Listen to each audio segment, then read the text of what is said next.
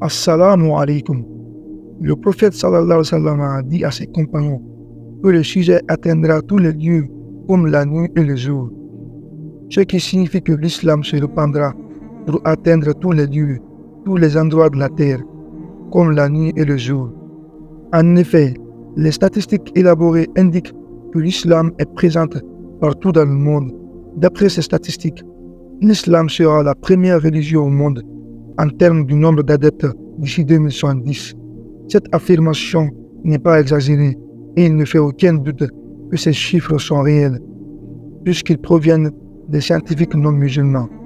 Les experts en statistiques confirment que l'islam est la religion qui connaît la croissance la plus rapide et qu'il y a des musulmans dans tous les pays du monde, mais avec des proportions différentes. Et ces stats se confirment aujourd'hui et encore mieux, car lors de ces 2 dernières années, le taux de conversion à l'islam semble avoir augmenté comme jamais. Et en cette année 2023, j'ai même entendu un imam dire qu'il n'a jamais vu autant de personnes se convertir dans sa mosquée. Allahu Akbar, il n'y a pas que lui. Maintenant, la question est la suivante. N'est-ce pas la même chose que ce que notre prophète sallallahu alayhi wa sallam a dit à ses compagnons il y a 1400 ans?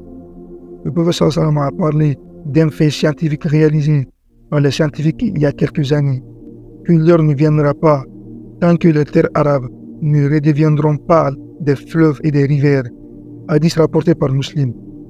Ceci est aussi l'un des signes majeurs de la fin des temps que le professeur sallam a donc mentionné. Et scientifiquement, il a été prouvé qu'un jour la péninsule arabique était pleine de verdure et de rivières.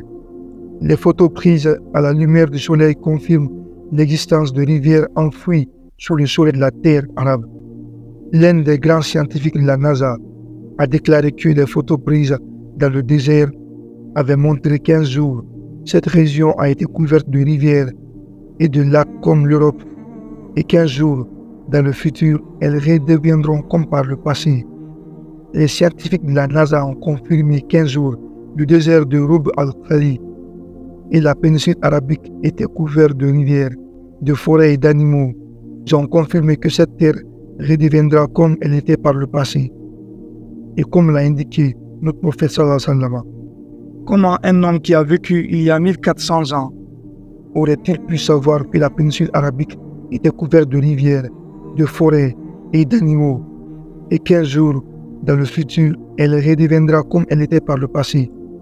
Ceci est une preuve irréfutable que notre prophète sallallahu alayhi wa sallam est bien le messager de Dieu, l'ultime messager, le sceau des prophètes, et que tout ce qu'il dit lui est inspiré par le Seigneur de l'univers.